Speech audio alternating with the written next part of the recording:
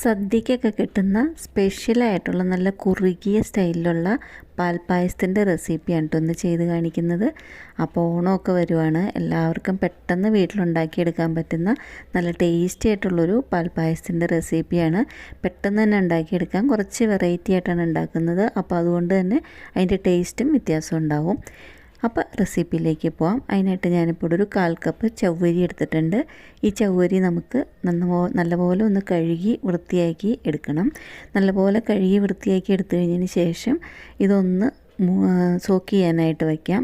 കുറച്ച് സമയം വെള്ളത്തിൽ ഒഴിച്ചിട്ട് ഒന്ന് കുതിരാനായിട്ട് വെച്ച് കൊടുക്കണം.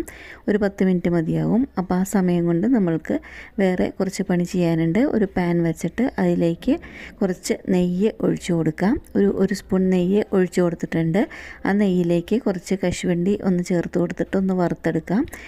നിങ്ങൾക്ക് ഇഷ്ടമുള്ള അളവിൽ കശുവണ്ടി എടുക്കാം കേട്ടോ. ഞാനിപ്പോൾ ഇവിടെ കുറച്ച് എടുത്തിട്ടുള്ളൂ. ഒത്തിരി വേണമെന്നുള്ളവർക്ക് അതുപോലെ എടുക്കാം. കശുവണ്ടി ഒന്ന് മുരിഞ്ഞു തുടങ്ങുമ്പം കുറച്ച് കിസ്മിസും കൂടെ അതിലേക്ക് ചേർത്ത് കൊടുത്തു കഴിഞ്ഞതിന് ശേഷം അതൊന്ന് ഇളക്കി കൊടുക്കാം. ഇത് രണ്ടും നല്ലപോലെ മൂത്ത് കഴിഞ്ഞ് കഴിയുമ്പം ഒട്ടും കരിഞ്ഞു പോകരുത്. അപ്പോൾ ശരിക്കൊന്ന് മൂത്ത് കഴിയുമ്പം അതിൽ നിന്ന് മാറ്റിയെടുക്കുക. അതായത് പോലെ ഇങ്ങനെ ഒരു ബൗളിലേക്ക് മാറ്റി വെച്ചിട്ടുണ്ട്. ഇനിയിപ്പോൾ അതേ നെയ്യിലേക്ക് തന്നെ ഒരു 1/4 കപ്പ് സേമിയ ചേർത്ത് കൊടുക്കുന്നുണ്ട്. വറുക്കാത്ത സേമിയയാണ് കേട്ടോ. വറുക്കാത്ത സേമിയ നമുക്ക് ഈ നെയ്യിലൊന്ന് വറുത്തെടുക്കാം. ചെറിയ ചൂടിൽ വെച്ചിട്ട് ഇതൊന്ന് ചെറുതായിട്ടൊന്ന് കളർ മാറുന്നവരേക്ക് ഇതൊന്ന് വറുത്തെടുക്കുക. എല്ലായിടത്തും ഒരേപോലെ കളറ് മാറി കഴിഞ്ഞിരിക്കുന്ന സമയത്ത് വേണം നമുക്കിത് ഫ്ലെയിം ഓഫ് ചെയ്ത് കഴിഞ്ഞിട്ട് മാറ്റി വയ്ക്കാം. ഇപ്പോൾ ഇതാ സേമിയ കളർ മാറി കിട്ടിയിട്ടുണ്ട്. ഇനിയിപ്പോൾ ഇതൊന്ന് നീക്കി വയ്ക്കാം. അതിന് ശേഷം ഞാനിപ്പോൾ ഒരു ചൂട് കട്ടിയുള്ളൊരു പാത്രം എടുത്തിട്ടുണ്ട്. അത് കുക്കറാണ് ഞാനിവിടെ എടുത്തേക്കുന്നത്. ചൂട് കട്ടിയുള്ള പാത്രം തന്നെ എടുക്കണം. അതിനുശേഷം ലോ ഫ്ലെയിമിൽ വെച്ച് കഴിഞ്ഞിട്ട് നമുക്കൊരു 1/4 കപ്പ് പഞ്ചസാര ഒന്ന് കാരമലൈസ് ചെയ്യാനായിട്ട് ഇട്ട് കൊടുക്കാം. അപ്പോൾ അതുകൊണ്ട് ഇത് ഇളക്കേണ്ട ആവശ്യമൊന്നുമില്ല. അതങ്ങനെ തന്നെ കളർ മാറി വരും. സൈഡിൽ നിന്നെല്ലാം ചെറുതായിട്ട് ഇങ്ങനെ കളർ മാറി തുടങ്ങുന്ന സമയത്ത് വേണം നമുക്കിതൊന്ന് മിക്സ് ചെയ്ത് കൊടുക്കാനായിട്ട്. ഇപ്പോൾ ആ സൈഡിൽ നിന്ന് കളർ മാറി തുടങ്ങിയിട്ടുണ്ട്. ഈ സമയത്ത് നമുക്കിതൊന്ന് മിക്സ് ചെയ്ത് കൊടുക്കുക. മിക്സ് ചെയ്ത് കൊടുത്തു കഴിഞ്ഞതിന് ശേഷം അത് ഫുള്ള് മെൽറ്റായിട്ട് വരുന്നവരേക്ക് ഒന്ന് വെയിറ്റ് ചെയ്യണം. ചൂട് കുറച്ച് വേണം, ഏറ്റവും ചൂട് കുറച്ചിട്ട് വേണം വയ്ക്കാനായിട്ട്, അല്ലാന്നുണ്ടെങ്കിൽ അടിക്ക് പിടിക്കും. അപ്പോൾ ഇതാ ഫുള്ള് മെൽറ്റായി കിട്ടിയിട്ടുണ്ട്. പഞ്ചസാര ഫുള്ള് മെൽറ്റായി കിട്ടിയിട്ടുണ്ട്. ഏകദേശം ക്രീം കളറായിട്ടുണ്ട്. ഈ സമയത്ത് ഒരു 1/4 കപ്പ് കണ്ടൻസ്ഡ് മിൽക്കും കൂടിയും ചേർത്ത് കൊടുക്കുന്നുണ്ട്.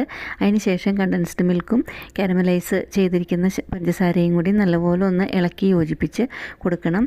ഇത് ശരിക്കൊന്ന് ഇളകി നല്ലപോലെ മെൽറ്റായി കഴിഞ്ഞ് കളറെല്ലാം ശരിക്കൊന്ന് മാറിക്കഴിഞ്ഞ് കഴിയുമ്പോൾ നമുക്കിതിലേക്ക് തിളച്ച വെള്ളം വേണം ഒഴിച്ചു കൊടുക്കാനായിട്ട്. തിളച്ച വെള്ളം നമുക്കിതിലേക്ക് ഒഴിച്ചു കൊടുക്കാം. കുറേശ്ശെയായിട്ട് വേണം കേട്ടോ ഒഴിച്ചു കൊടുക്കാനായിട്ട്, അല്ലാന്നുണ്ടെങ്കിൽ അത് മേലേക്ക് തെറിക്കും.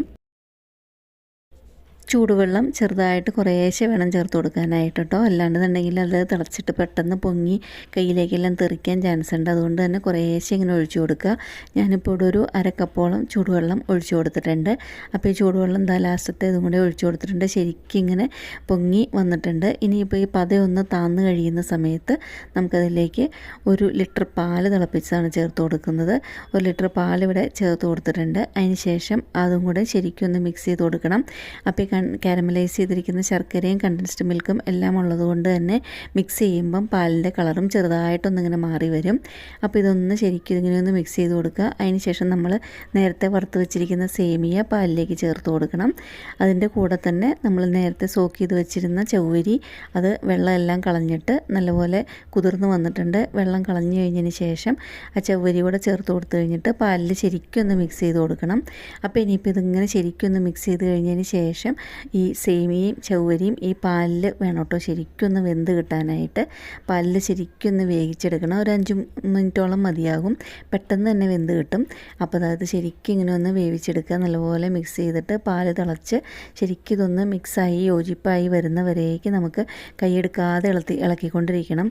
എന്താണെന്ന് വെച്ചാൽ നമ്മളിതിൽ നെയ്യൊന്നും ചേർത്തിട്ടില്ല, അടിക്ക് പിടിക്കാൻ ചാൻസ് ഉണ്ട്. അപ്പോൾ കൈയെടുക്കാതെ ഇളക്കിക്കൊണ്ടിരിക്കുക. നമ്മൾക്ക് ബാക്കിയുള്ള കണ്ടൻസ്ഡ് മിൽക്കും കൂടിയും ചേർത്ത് കൊടുക്കുന്നുണ്ട്. ഞാനിപ്പോൾ ഒരു മൊത്തം 200 ഗ്രാം കണ്ടൻസ്ഡ് മിൽക്കാണ് ചേർത്ത് കൊടുത്തത്. അപ്പോൾ ബാക്കിയിരുന്ന കണ്ടൻസ്ഡ് മിൽക്കും കൂടിയും ചേർത്ത് കൊടുത്തിട്ടുണ്ട്. അതിന് ശേഷം ഇതൊന്ന് മിക്സ് ചെയ്ത് കൊടുക്കുക. ഈ സമയത്ത് നിങ്ങൾക്ക് എക്സ്ട്രാ മധുരം വേണമെന്നുള്ളവർക്ക് ഒരു 1/4 കപ്പ് പഞ്ചസാര കൂടെ ചേർത്ത് കൊടുക്കാം. ഇപ്പോൾ ആ സേമിയയും ചവ്വരിയും എല്ലാം ശരിക്കും വെന്ത് കിട്ടിയിട്ടുണ്ട്.